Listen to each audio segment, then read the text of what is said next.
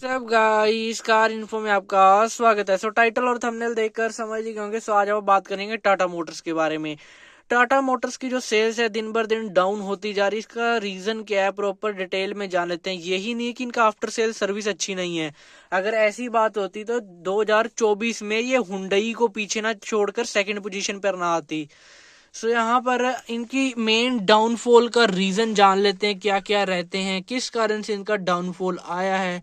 इसमें after sale service का भी थोड़ा सा मतलब है, बट पूरा आफ्टर सेल सर्विस पर ही इसकी सेल्स डाउन नहीं हुई है, कुछ और रीजन भी है। अगर ऐसा होता तो 2024 में ये सेकंड पोजीशन पर ना आती टाटा की। टाटा ठीक है जी, हुंडई को पीछे छोड़ के ये सेकंड पोजीशन पर आई थी, और महिंद्रा को तो अपने से ऊपर ये आने ही नहीं देती थी टाटा मोटर्स। तो ऐसा क्या हुआ, इन्होंने 2024 में बहुत अपना शेयर जो है अब गया, 9 या 10% इनका शेयर था मुश्किल से। तो इन्होंने 13-14% का शेयर किया, एकदम से दोबारा से अब इनका शेयर भी गिरने लग गया, सेल्स भी डाउन होने लगी। इसका रीजन क्या है ये जान लेते हैं आज आप। तो यहाँ पर ना सबसे इनका मेन जो रीजन है महिंद्रा एंड यहाँ पर अपनी एंड एमजी, ये दो कंपनियां हैं जिसके कारण जो है अपनी टाटा मोटर्स की सेल्स कम हुई है। अब कैसे, वो चीज आपको मैं आगे प्रॉपर तरीके से समझाता हूँ। यहाँ पर आपने एक चीज देखी होगी, सबसे पहले जो ईवी सेगमेंट में बढ़िया बढ़िया गाड़ियां जो है टाटा लाया, Tata Punch EV, Tata Nexon EV, Tiago EV, मतलब हर गाड़ी में इन्होंने ईवी लाई। अब तो हैरियर ईवी भी आने लगी। तो यहाँ पर इन्होंने ईवी लाई। ईवी में 2024 में इनका अकेले का जो मार्केट परसेंटेज था ना, 63% ये ईवी बेच रहे थे बाकी कंपनी को छोड़ के। बाकी जितनी भी कंपनियां ईवी बना रही है उनमें से 63% ईवी इनकी बिकती थी। अब वहां पर क्या हुआ, वो ईवी का सेल्स जो है महिंद्रा और एमजी ने कैसे गिरा वो देख लेते हैं। यहाँ पर एमजी ने जब से अपनी विंडसर ईवी को लॉन्च किया, और महिंद्रा ने XUV9 और BE6 जब से निकाली हैं, तब से टाटा की सेल्स कम हुई हैं। क्यों यार, यहाँ पर देखो, टाटा जो है पुराने ही प्रोडक्ट्स के ऊपर ईवी निकाल रहे हैं। जैसे कि अपनी टाटा पंच आ रही थी उसमें ईवी निकाल दी, टियागो आ रही थी उसमें ईवी निकाल दी, नेक्सॉन आ रही थी उसमें ईवी निकाल दी। लेकिन यहाँ पर महिंद्रा ने एक टोटली न्यू प्रोडक्ट को लॉन्च किया, जो कि BE6 XUV9E, या फिर एमजी ने विंडसर ईवी को लॉन्च किया न्यू प्रोडक्ट।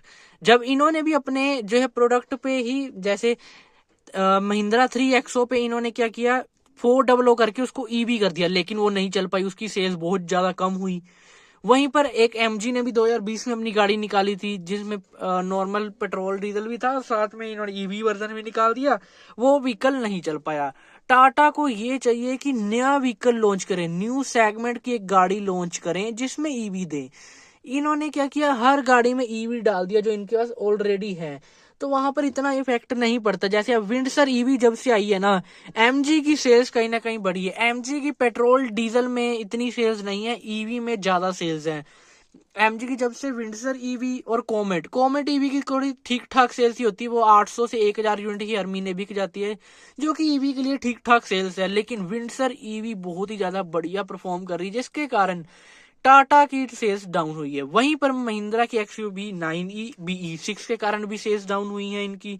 और पेट्रोल डीजल में जो है सेल्स कम हुई है महिंद्रा के कारण, सिर्फ टाटा मोटर्स की महिंद्रा के कारण कम हुई है सेल्स। यहाँ पर आप खुद नोटिस करो, जो स्कॉर्पियो अपनी 7-6-7 हजार यूनिट ही एक महीने बिकती थी, अब वही स्कॉर्पियो 13-14 हजार एक महीने में बिकने लग गई है।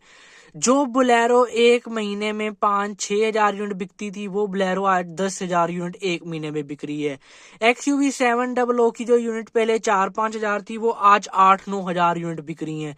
मतलब महिंद्रा ने अपनी गाड़ी को टाइम टू टाइम बड़े अपडेट्स देकर अच्छी तरीके से यहाँ पर जो बहुत ही ज्यादा सेल्स को अप किया अपनी, और वहीं उसी कारण से जो टाटा मोटर की सेल्स डाउन हुई है।